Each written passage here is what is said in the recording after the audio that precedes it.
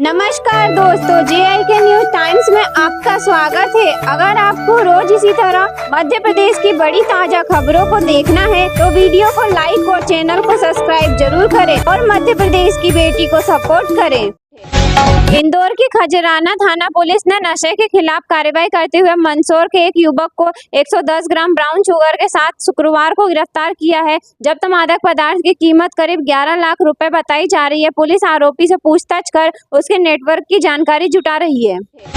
सीधी जिले के पवनबारा चौराहा टोला गांव में नहर के रास्ते मगरमच्छ के पहुंचने से ग्रामीणों में हड़कंप मच गया। लोगों ने घरों से निकलना बंद कर दिया। स्थिति की गंभीरता को देखते हुए ग्रामीणों ने तत्काल ग्राम पंचायत सचिव अरुण सिंह को सूचना दी। अरुण सिंह ने सूचना पाते ही वन विभाग की टीम को सूचित किया। वन विभाग की टीम ने करीब 2 घंटे का रेस्क्यू ऑपरेशन के बाद उसे सुरक्षित पकड़कर सोन नदी में छोड़ दिया। आगर मालवा में उज्जैन लोकायुक्त टीम ने शुक्रवार को जिला खाद्य और नगरीय आपूर्ति विभाग में तैनात बाबू मनीष पांडे को 50,000 रुपए की रिश्वत लेते हुए रंगे हाथों पकड़ा। आरोपी बाबू पर विभाग के ही एक रिटायर्ड अधिकारी के रुके हुए पैसों को पास कराने के बदले रिश्वत मांगने का आरोप है।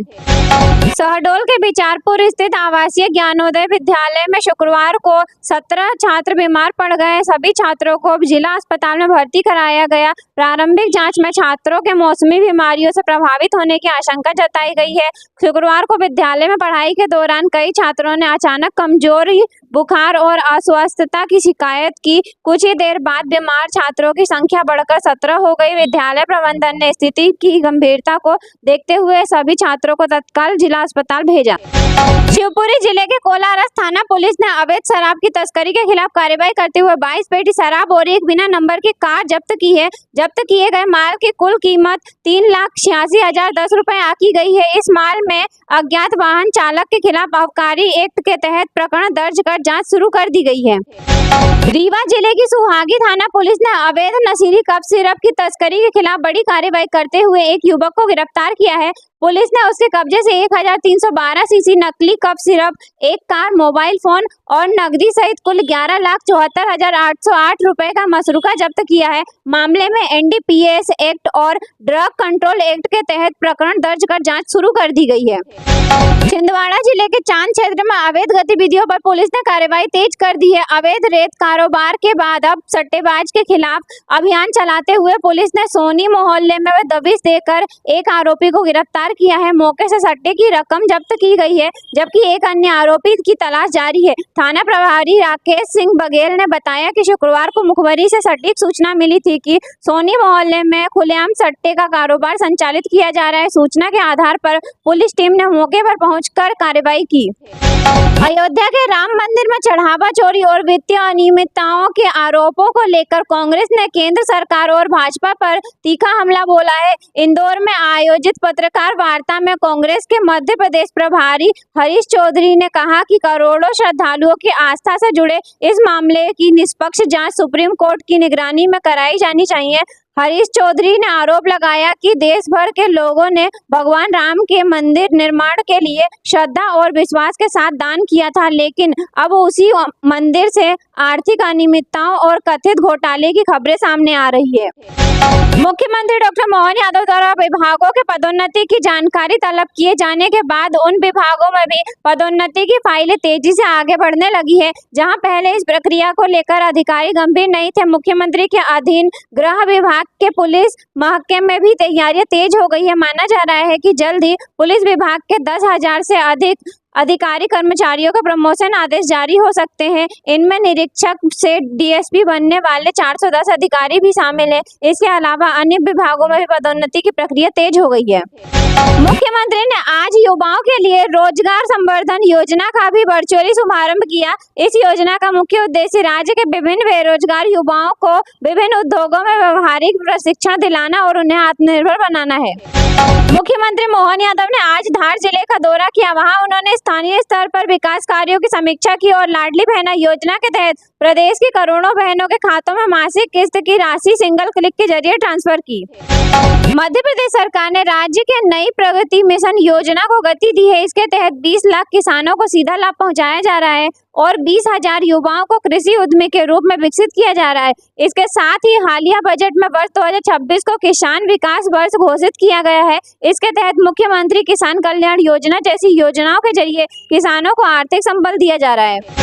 मध्य प्रदेश में आज पेट्रोल और डीजल की कीमतों में स्थिरता देखी गई है। राज्य के प्रमुख शहरों जैसे भोपाल, इंदौर और ग्वालियर में ईंधन के दामों में कोई बड़ा बदलाव नहीं हुआ है। भोपाल में आज पेट्रोल करीब 106.47 रुपए प्रति लीटर और डीजल 91.84 रुपए प्रति लीटर पर बिक रहा है। वैश्विक बाजार में कच्चे तेल की कीमतों में उतार चढ़ाव के बीच स्थानीय स्तर पर तेल कंपनियां दामों की निगरानी कर रही है। जिलों में विभिन्न विभागों के अंतर्गत दिव्यांगजनों के लिए आरक्षित बैंक लोक पदों की विस्तृत समीक्षा की गई है। विभाग के अधिकारियों के अनुसार सभी प्रशासनिक प्रमुखों को सख्त निर्देश दिए गए हैं कि रिक्त पदों को भरने की प्रक्रिया समय सीमा के भीतर पूरी होनी चाहिए ताकि समाज के वंचित वर्गों को कल्याणकारी नीतियों का लाभ मिल सके। पुलिस महानिदेशक डीजीपी को एक मामले में दोषी पुलिसकर्मी और स्कूल प्राचार्य के खिलाफ नियमानुसार कड़ी कार्रवाई पर विचार करने का निर्देश दिए हैं। प्रारंभिक जानकारी के अनुसार संबंधित पक्षों ने एक आपराधिक मामले में नाबालिग लड़की की वास्तविक उम्र से जुड़े महत्वपूर्ण तथ्यों को छुपाया था, जिससे आरोपी को वैधानिक रूप से अनुचित लाभ मिला था।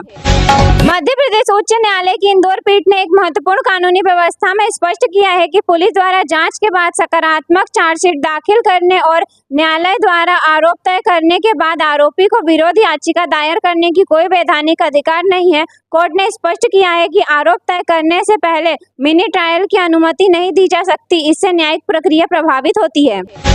मध्य प्रदेश सरकार ने वित्तीय वर्ष के लिए किसानों को 0% ब्याज पर दिए जाने वाले अल्पकालीन ऋण के नियमों में बड़ा बदलाव किया है। नई व्यवस्था के तहत अब खरीफ और रबी फसलों के लिए अलग अलग नियम तिथियों के स्थान पर एकल वार्षिक क्रेडिट सीमा लागू कर दी गई है। समय पर भुगतान करने वाले किसानों को 3 लाख रुपए तक का ऋण बिना किसी अतिरिक्त ब्याज के मिलेगा। राज्य मंत्रिमंडल ने महिला सशक्तिकरण और सामाजिक उन्नति को बढ़ावा देने के उद्देश्य से मुख्यमंत्री कन्या विवाह योजना और कल्याणी विवाह सहायता योजना के अगले 5 वर्षों के लिए निरंतर रखने की वित्तीय मंजूरी दी है। इस योजना के अंतर्गत आर्थिक रूप से कमजोर परिवारों की बेटियों और विधवा महिलाओं के सामूहिक विवाह हेतु 55,000 रुपए की आर्थिक सहायता प्रदान की जाती है, जिससे सामाजिक सुरक्षा सुदृढ़ होगी। मध्य प्रदेश लोक सेवा आयोग ने आज से सहायक जिला लोक अभियोजन अधिकारी भर्ती परीक्षा के लिए आवेदन पोर्टल फिर से खोल दिया है। पूर्व में विज्ञापन पदों की संख्या 17 से बढ़ाकर अब 107 कर दी गई है। इच्छुक अभ्यर्थी 14 जुलाई तक ऑनलाइन आवेदन जमा कर सकते हैं, जबकि इसकी लिखित परीक्षा आगामी 18 अक्टूबर को आयोजित करने का निर्णय लिया गया है।